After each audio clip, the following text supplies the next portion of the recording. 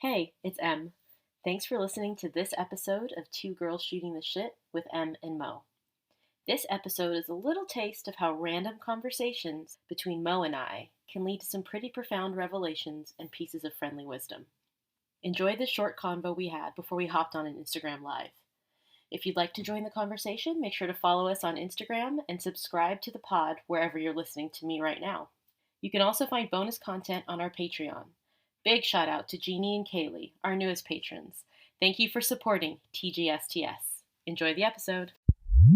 I'm like, what is this menopause? Like, really? What is like being a woman?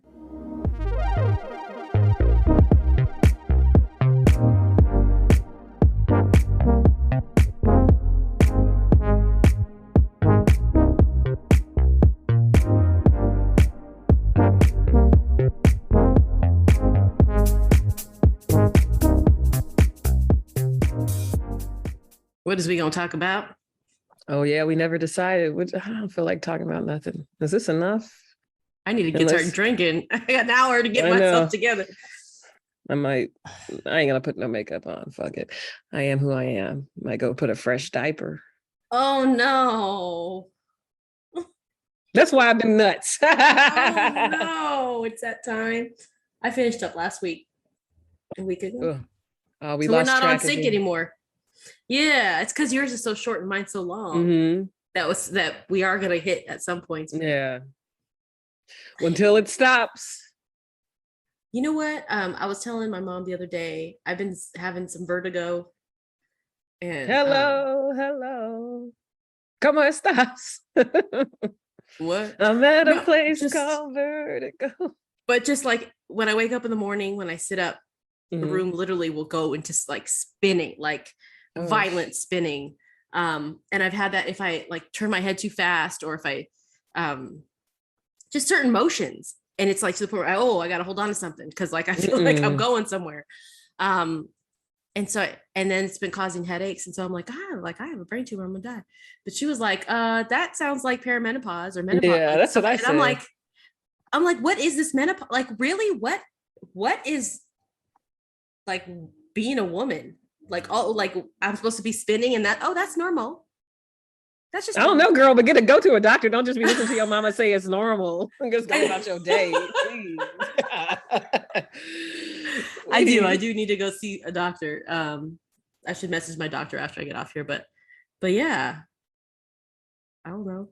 I mean, I don't know if we're doing an episode or just talking, but I just think that's crazy. Like, is that part of menopause? Because that's nuts. I don't know, but hey, hot flashes. I don't know, hot flashes. She also said because she also said it's like the sweats, or just really heavy periods, or very, very light periods. Like your periods will be abnormal right before. And like the Angela Dean. I mean, not Angela Dean. Yeah, the Angela Dean period where you're 50 years old. Oh, from, Angela. 90 Day. 90 Day. I didn't know her last name. And she was like, what the hell? I got my period out of nowhere. It came out of she nowhere. Thought she was during menopause. Yeah. Oh, she thought she was menopausal or something. Yeah. Yeah. Because it's 12 months with a missed period. Yeah. Or no period for 12 months. Yep. So you could go 10, 11 without months. Birth control and all that stuff. Yeah. I'm ready though. Bring it. I mean, I don't know, man. Honestly, I don't know if I want kids. I said I wanted kids, but the way this world is shaping up, I'm like, I don't know. In the healthcare, I don't know if I want to be putting my body through that. So TBD. I gotta see how the spirit moves me. How the spirit moves you. Oh my gosh, children. Chillums. They are a trip. I saw something because we were talking about vasectomies the other day. Maybe we'll talk about this on the live. I don't even know if this is an episode. Could be. I don't know. We're just talking. And put it on the Patreon. Right. Yeah. There you go. We got a patron.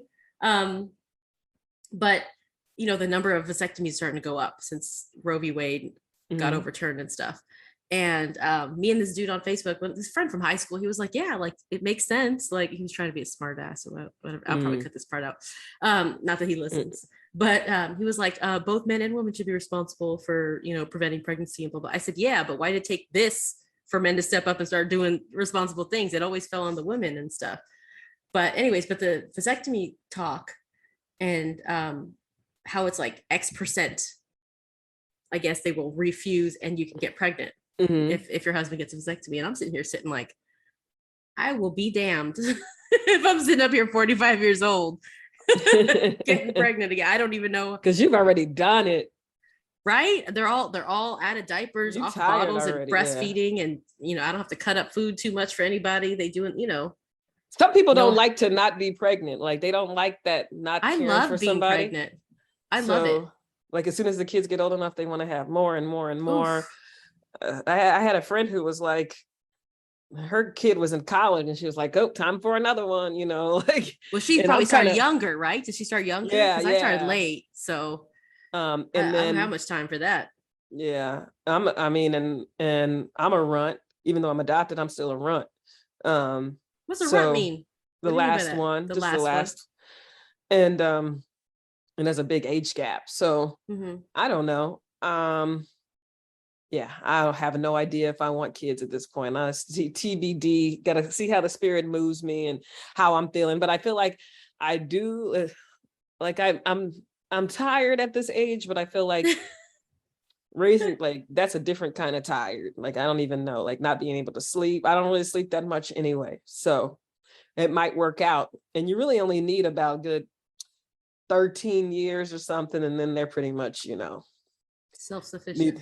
Self-sufficient. You got to still raise and guide them, but so as long as I'm like a whole not nother 60 level of with tired. a 10-year-old, like I don't know if I could do that. It's a whole nother level of tired. That's all I can say. I don't even know how I survived through that.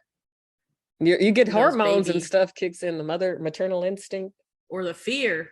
I think it's the adrenaline maybe of waking up. You breathing? Is there an app for that? Like I feel like I need to know. Put an Apple Watch on you. Like I need to know. They have different like devices you put on their foot to measure their oxygen levels. Yeah, something. And I'd be like, is the device constricting but them? Still, like, okay. Right, but it's not. There will be no. I just showed you. I bought that de-choker.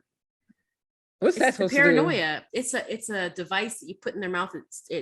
There's a piece that depresses the tongue, and then they use suction to suck things out of your throat. Oh, I would need that because I don't know. Like I don't know how to do the Heimlich for sure. Like I don't know if I know. Well, if it's for parenting, they have parenting classes you take. Like usually your hospital or whatever will provide it.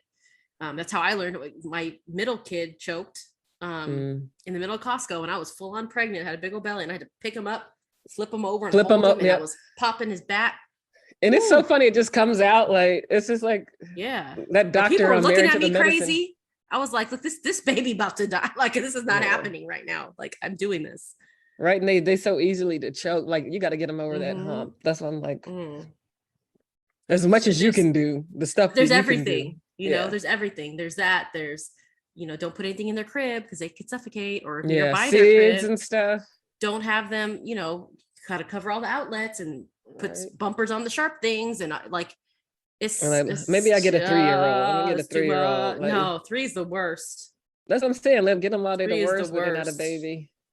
Just have some imprinting on them. They say terrible 2s. I say that them 3s, those are the worst. Yeah, that's got a little attitude. More buddies. Go through it with them, and I don't know. I don't even know. This is all. But I love being pregnant. That's the part. What do you love about it? Embracing and seeing my body as beautiful. That's and that's some disordered stuff, right? Because there was always like, oh, this piece and this bit over here and this these stretch marks and this, but like something about it was like, show this belly off. Like I don't care if it looked lopsided or whatever. And I didn't care. It was just. I literally could put on whatever I wanted to wear and it was fine. I never looked in the mirror like, does this look okay? And I didn't care because it was, bumps are cute. Nobody comes up like, oh, you fat. You ate. Yeah. And you could eat whatever you want. I mean, as much as you want, not whatever you want, but. That's so funny because like, I guess everybody's experience is different because I've heard people and they were like, and the things I didn't even know, because they do romanticize pregnancy, and they're talking about like they have the gas, they pee on themselves, they have hair. I still pee on myself, girl. I still pee on myself. Hair growing, like because of them pregnancies, I pee on myself. all of these little things. And I'm like, wow, I did not really appreciate that. So that's good to know, like people don't talk about enough. I feel like, and so that's why I always keep it as real as possible. If somebody asks me some questions about babies, about breastfeeding, I will tell you how it is, because nobody told me. And I feel like we are all hush hush. And yeah, we do romanticize. Can we just make a life manual? Like, let's make a life manual. Like what? See, that's I mean, Google, I guess. I'm on this woman kick, this, fight the patriarchy, support women, whatever. And I feel like, why don't we communicate to each other a lot of these things? I don't know that mothers are telling daughters these things, or friends are talking about just how crazy some of the stuff gets. I feel like in some cultures they are. Yeah. I mean, but just in general, I feel like there's like a lot of lack of information, misinformation. Don't complain about that. You should be grateful that you're having this happen to your body, or this, whatever. Just the shame and the judging attached to stuff, not just pregnancy, but just in general, like puberty. Like, why are we not informing everybody puberty, exactly what's going on? Kids waking up and like, what is this? Like, yeah. I'm very open with my daughter. And it's funny because my mom lives with us, right? So she was not with me. I didn't know what was going on with my body when it was happening. It was just happening. And so, and look at me, I'm looking at my body like, but my daughter knows what to expect. And she's always, so it's a weird dynamic, because my mom's like, oh, you know about that? And I'm like, yeah, I'm telling her everything. I need her to know, because I didn't know, mama. Damn. No, but I mean, just different time, different cultures, whatever. But she needs to know. Yeah, exactly. Knowledge is power. And that, like, and confidence. You have confidence when you know what's going on. Yeah, you're safe, you feel secure, you know that it's okay. Like, this is natural, part of your life process. Like, and I want the information to come from me. I don't want her she's going to hear stuff from friends and here and there, whatever, but I want her to know and trust the information coming from her mom. Ain't that some shit? I said, ain't that some shit? Oh, ain't that some shit? Ain't that some shit? Goddamn.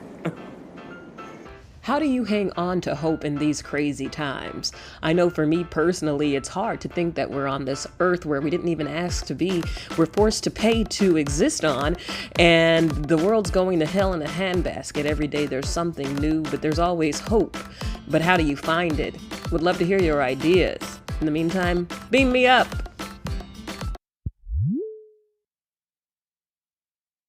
How do you approach, because that's another thing, like, it's hard topic, but like, how do you approach like predators, like making sure that you're safe and if somebody is violating you? Like, this girl was saying that they had a song, I think I sung that, like the no squares or something like that. Like, no squares. That's sad. Kids are learning. I mean, it's sad, but also on your body, like parts that are nobody should be touching. And it's like, dang, that's true. But it's kind of like the shooters thing. It's just like, these are hard truths. You got to prepare them so that they're empowered.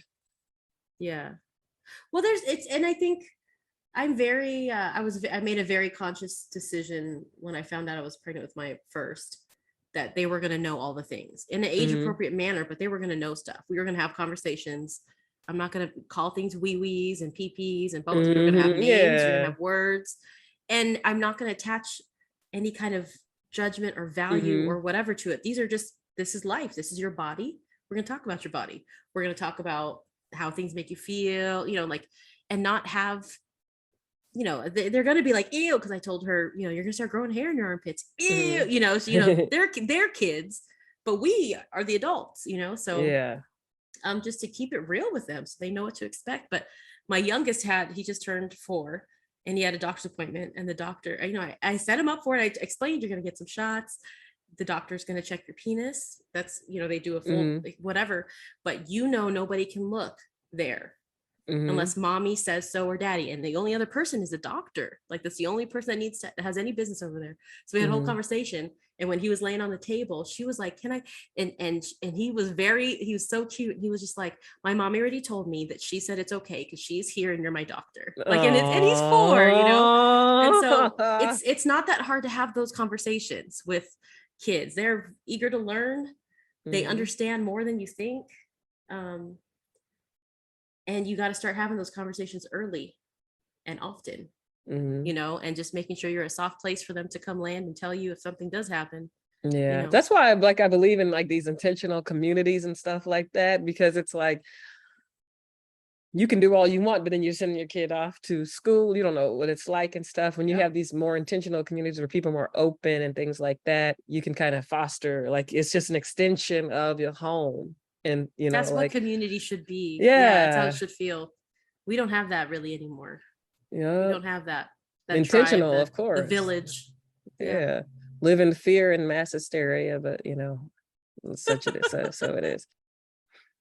We were like we had a text exchange, I think it was yesterday, about what we do, like feeling helpless about stuff.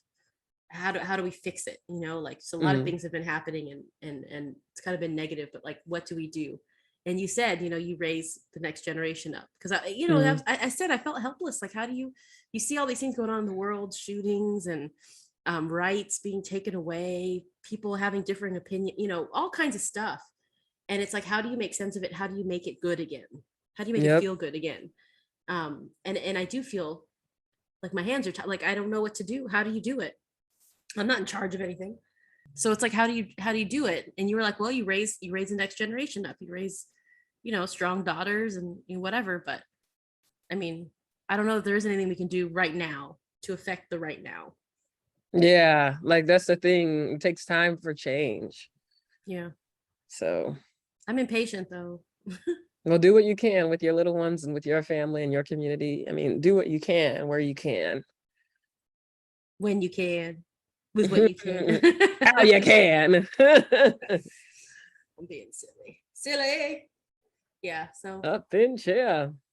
I don't really know. Adulting. So yeah, that's cool. little teaser or something. I don't know. Yay. Thank you for listening to this episode of Two Girls Shooting the Shit with Em and Mo. Please enjoy this mindful moment. Not all storms come to disrupt your life. Some come to clear your path.